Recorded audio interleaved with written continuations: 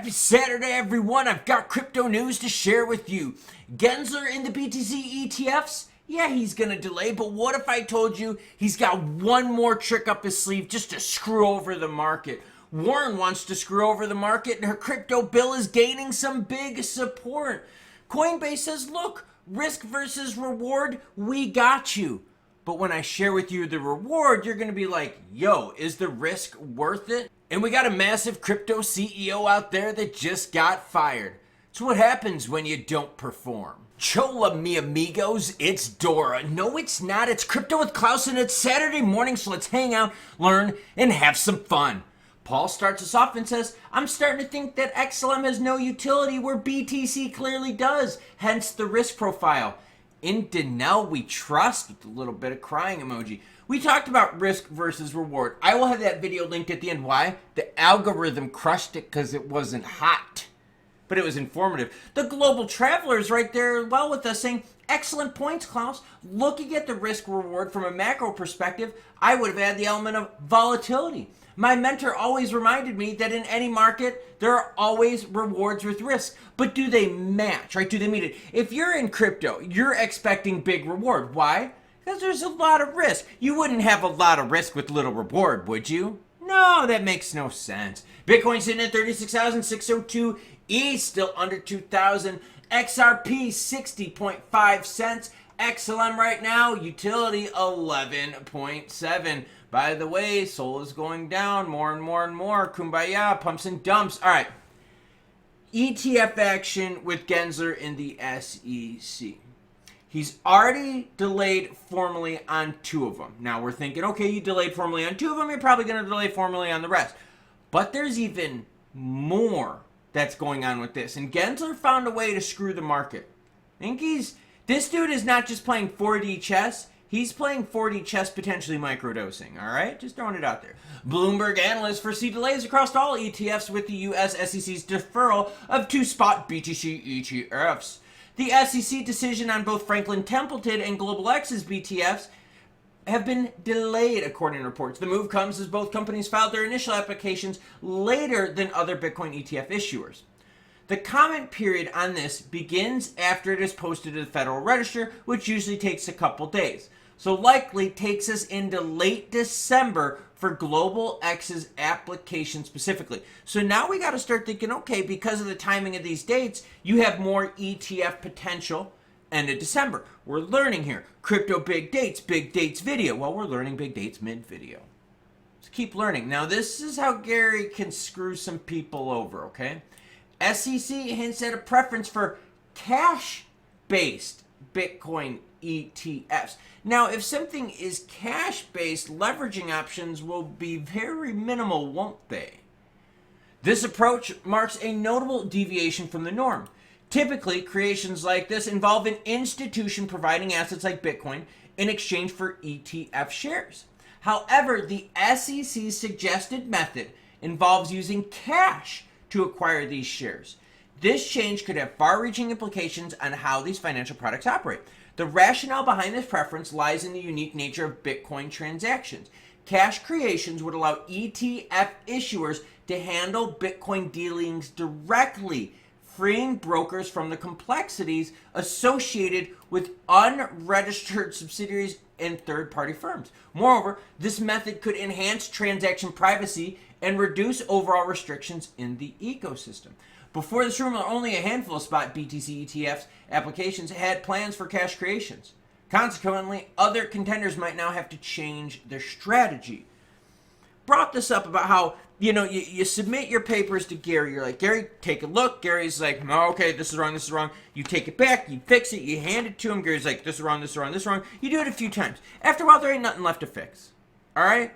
And that's where we're getting to at this point right now. If Gary keeps delaying, you know what's going to happen next?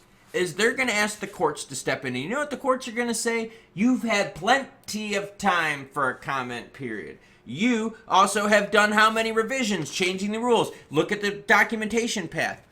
Coinbase's chief legal officer talked about this in their paper trail, and it's not even a paper trail anymore, right? Their PC trail, right? Their digital trail.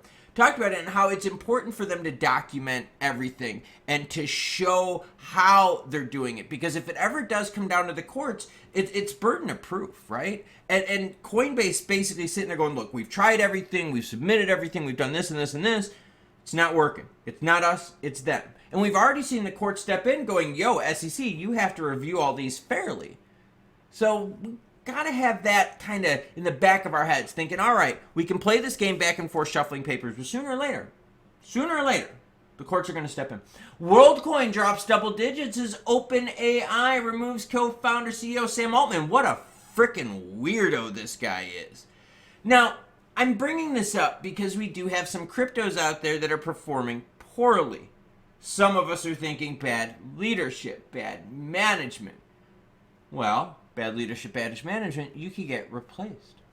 The Post alleged that Altman was not consistent with his communication with the board, which hindered its ability to exercise its responsibilities. As such, the board concluded that they did not feel that Altman was fit to run the company any longer.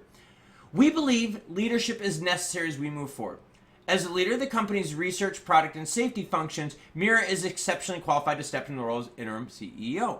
Shortly after the news went viral, Worldcoin plummeted. They went from $2.50 to $1.90. Now, when you look at the Worldcoin charts, this thing is all over the place. All right, like just all over the place. And I get the whole idea of Worldcoin suffering, the idea of replacing CEOs. But the thing is if the CEO isn't doing what's best for everyone, then yeah, replace him. Why keep something that's not working? Warren now, all right? And that's a kind of creepy photo of her. Come on now. Comment down below, is this creepy Warren or not? However this was done, like kind of like an old oil painting design, creeps me the out. Look at the blue on her neck. They did some heavy shadowing here. Ray tracing, anyone? Why Elizabeth Warren's crypto bill is getting so much support. And remember, Warren is crazy anti-crypto. Crazy anti-crypto. And she is going to take advantage of what's going on right now to use overreaching, to extend the arm of policy further. The urgency of Warren's bill is underscored by the recent data surge from blockchain security firm Immunify. They've reported a 153% surge in attacks on crypto and Web3 projects in just one quarter compared to last year. It's not just an uptick, it's a rocket launch of crypto criminality, with losses around $686 million. It's like watching a heist movie, but the bad guys are on roids and have supercomputers. What? Wait, what? That was weird. Maybe they watch like Marvel comics or something like that. I don't know. Either way, the thing is Warren's bill is getting a lot of support. When you have the chair of the Senate Judiciary Committee and a member of the Senate Homeland Security and Government Affairs Committee in your corner, you know you're not playing tiddlywinks. Warren's bill looks to really crush mixers. The problem is that they can use this bill like they have other ones in the past to go even further. Now, I'm just going to take a quick moment here. Do you remember when the whole 9/11 thing happened? There were a lot of laws that were created for the protection of us, and we've seen many years later those laws not being repealed, rules being modified appropriately, but instead they're using a lot of that data and tracking information against us still. Right? They're overreaching. A lot of the stuff that went on after 9/11 was, yes, they did things to secure the nation, but then they also took things too far, and our privacy and our liberties went away. And Warren has that same vibe with crypto. Now, we talked about risk versus reward. Let's do it. Coinbase raises USDC interest rate to 6% amidst declining supply. Okay. So you're getting into some USDC, and you're like, you know what, 6%. But is getting it through Coinbase worth 6%? I could go to my bank right now with cash and go like, yo, 6%? They'll be like, dude, got you. My bank is insured and definitely not as risky. Coinbase, it's like, really, do you want to hold assets with them, right? I mean, like, come on. Do you really want to keep your assets with the exchanges? We've talked about that. So they had to raise their rate to 6% amidst declining supply. So supply and demand. Is the juice worth the squeeze? That's why I brought up the comments in the beginning regarding risk versus reward and appetite. Over the past several months, Coinbase has been progressively elevating the interest rates in USDC, starting from 2% and moving to the newly established 6%. As many people have mentioned, you can get much higher yields on chain. All a personal choice if it's worth the trade-offs. I am personally very happy with these yields, getting 10 to 20% in a liquidity pool, with the number of risks not present here. So it's true. You can go put your money into some liquidity pools and get some juicier yields. Now, 10 to 20%, I'm going to have to tell you to be very cautious out there. Ponzi scheme, because I don't know how you're able to do that without just trying to take new money to pay for old debt. But it's risk versus reward. And the reason I'm bringing this up is because look at the actual market cap, right? This is the actual supply of USDC. Huge decline, right? Huge decline since the decline of US banking.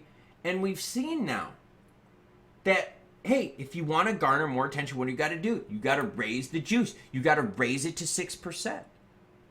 So it's risk versus reward. And what's neat about USDC's model is they are actually able to do it. Providers are actually able to raise some interest on it as long as, they can still make some money on it.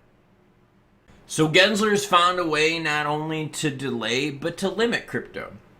By Gensler changing the rules to a cash-based system, he would be forcing the ones that have already submitted their applications to now change the whole dynamic of the program to meet what Gensler and the SEC are looking for.